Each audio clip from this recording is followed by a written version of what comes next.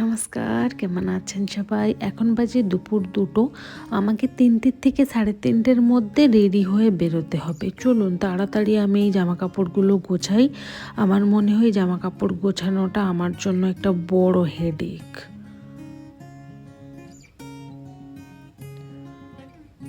এই যে 4:15-র মতন বাজে, আমি রেডি হয়ে বেরিয়ে গেছি। এবার বলছি আমি যাচ্ছি কোথায়। আজকে একটা দাদার জন্মদিন, তার ইচ্ছে ছিল বাইরে কোথাও গিয়ে একটা সেলিব্রেট করবে বলে। তো আমরা 2-3 দিনের আগে একটা প্ল্যান করেছিলাম মন্দারমণিতে যাওয়ার জন্য, কিন্তু সেইটা লাস্ট মোমেন্টে চেঞ্জ হয়ে আবার নর্থ বেঙ্গল হয়ে গেছে। তো এখন ওই 5টার মতন বাজে, আমি বেরিয়ে গেছি, বাদবাকি সবাইও বেরিয়ে এসছে বাড়ির থেকে। আমরা মিট করব সাঁতরাগাছি, ওখানে কাছাকাছি কোনো একটা ক্যাফে দেখে ওইখানেই আমরা সেলিব্রেটটা করে নেব। চলুন। এই যে সবাই আমরা চলে এসেছি। ওরা কী যে লজ্জা পাচ্ছে, সে ক্যামেরার সামনে মুখ দেখাবে না। যাই হোক, অনেক বলে ওদেরকে রাজি করিয়েছি। এনারই আজকে জন্মদিন। এটা রোহিত দা, আর এটা হচ্ছে কি পিয়ালিদি, ওর বউ। এই বার্থডে বয়, কিছু বলো, বলবে কিছু, বলো কিছু। যা বার্থডে বয় তো লজ্জা পাচ্ছে, কিছুই বলতে চাইছে না। যাই হোক, আর কি করা যাবে। আর বাকিরা কেউই নিজেদের মুখ দেখাতে চাইছে না। কেউ যদি না ক্যামেরার সামনে আসতে চায়, জোর করে তো কাউকে আনা যায় না, তাই না? চলুন তাহলে রোহিতদার কেকগুলো কেটে নিই এখান থেকে তাড়াতাড়ি আমাদের বেরোতে হবে।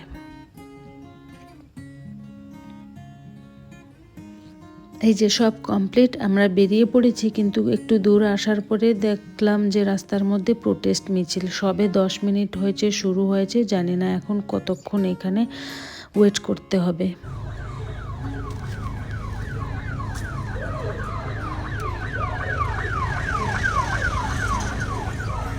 না, ওখানে বেশিক্ষণ আমাদেরকে ওয়েট করতে হয়নি, কারণ ওখানকার লোকজন প্রচুর পরিমাণে সব গাড়িওয়ালাদেরকে হেল্প করছিল, যাতে অনেকক্ষণ ওখানে ওয়েট না করতে হয়, কারণ ওদের মিছিল এখনও 1 ঘন্টা চলবে। তো তাই জন্য ওরা সবাইকে রাস্তা দেখাচ্ছিল, কোন রাস্তা দিয়ে গাড়ি ব্যাক করে নিয়ে যাওয়ার জন্য। এখনই আমরা পাপ্পু ধাবায় পৌঁছে গেছি। যারা আমার আগের ব্লগগুলো দেখেছো, আমি অনেকবার এই ধাবাটার ভিডিও করেছি।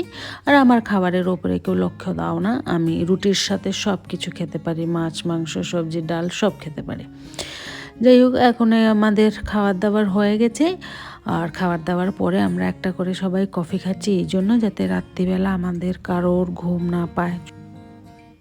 এই যে আমরা ওখান থেকে খাওয়া দাওয়া করে বেরিয়ে পড়েছি, কিন্তু বৃষ্টি ম্যাডাম আমাদের পিছন ছাড়েননি। এখন প্রচুর পরিমাণে বৃষ্টি হচ্ছে, আর আমাদের এখন অনেকটা রাস্তা আমরা চলে এসেছি। হালকা হালকা সবাইয়ের ঘুম পাচ্ছে, আমি বুঝতে পারছি না কেন এটা হচ্ছে।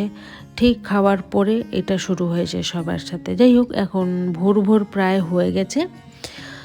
আমরা এখন এসে পৌঁছে গেছি এক্স্যাক্টলি এই জায়গায় আমরা আছি। এই বোর্ডের নিচে আমাদের গাড়ি আছে। গাজলডোবা এখান থেকে 26 কিলোমিটার, আর জলপাইগুড়ি এখান থেকে 42 কিলোমিটার। তো জানেন, যে ভোর 4টে-5টের থেকে আমরা কোনো একটা চায়ের দোকান খুঁজেই পাচ্ছিলাম না। সে সকালেই হয়ে গেল। আর এইবার আর ড্রাইভ করা যাচ্ছে না, চোখের উপরে সূর্যের আলো পড়েছে না, সবাই ঘুম পেয়ে যাচ্ছে। লাস্টে আমরা একটা জায়গায় দাঁড় করিয়ে এখানে চাটা সবাই খাবার পরে একটু সময় কেটে যাবে, একটু ফ্রেশ লাগবে, ঘুমটা কেটে যাবে, তারপরে বেরোবো।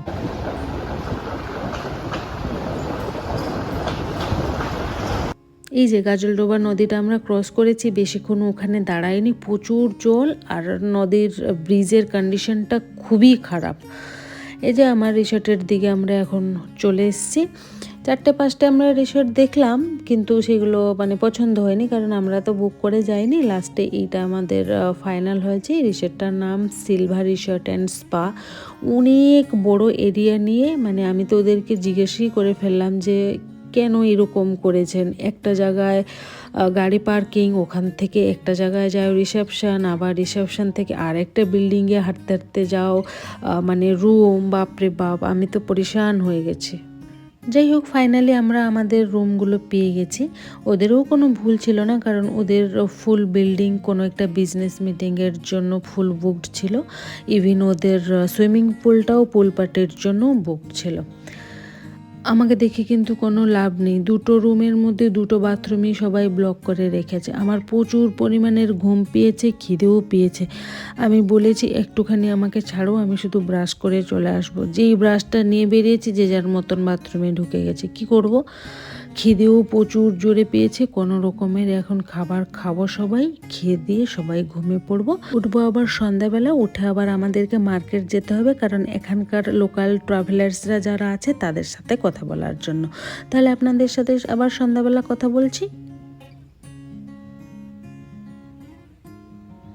এই যে সন্ধ্যাবেলা এখন বাজে 6টার মতন প্রায় বাজে, চারদিক পুরো অন্ধকার। আর ওই দূরে যে নদীটা দেখছেন, ওই নদীটার নাম হচ্ছে মূর্তি নদী। আর আমাদেরকে দুপুরবেলা লাঞ্চ দিয়ে গেছিলো, আমরা কেউই লাঞ্চ করিনি।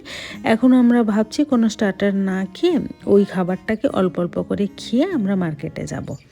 তাই এখানে বসে একটু সবাই একটু ডিসকাস করছিলাম যে কালকে কোথায় কোথায় যাওয়া যায় ঘোরার জন্য। কারণ কলকাতার থেকে যখন আমরা বেরিয়েছি তার আগে আমরা জানতাম সেপ্টেম্বরের 2 তারিখ থেকে জঙ্গল সাফারি খুলে যাবে বলে, কিন্তু এখানে এসে আমরা বুঝতে পারলাম যে সেপ্টেম্বরের 15 তারিখ থেকে চালু হচ্ছে জঙ্গল সাফারি।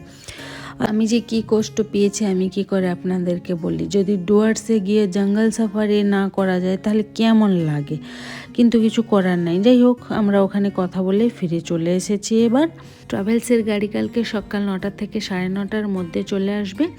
আমাদের কাছে গাড়ি ছিল, কিন্তু ওই ট্রাভেলস থেকে গাড়ি নেবার একটা কারণ হচ্ছে, ফার্স্ট তো হচ্ছে পাহাড়ি রাস্তায় সব গাড়ি নিয়ে যাওয়া সেফটি নয়, সেকেন্ড হচ্ছে সব রুটগুলো আমরা জানি না, যেই ডেস্টিনেশনে আমরা ঘুরতে যাব। যাই হোক, যদি কারোর কোনো কোয়ারিজ থাকে যেরকম গাড়ি কত টাকা রেন্ট নিল বা কোথায় কোথায় ঘোরালো, তাহলে আমাকে জিজ্ঞেস করতে পারো। এবার আমরা ডিনারটা সেরে নিই। আমরা রাস্তায় আস্তে আস্তে খাবারটা অর্ডার দিয়ে দিয়েছিলাম, কারণ যেহেতু জঙ্গলের মধ্যে আমরা আছি, কোনো রকমের খাবার দোকান আমরা পাবো না। তাহলে আমরা ব্লগটা এখানেই শেষ করি। সবাই ভালো থাকবেন, সুস্থ থাকবেন। দেখা হবে আপনাদের সাথে আবার একটা নেক্সট ব্লগে। টাটা।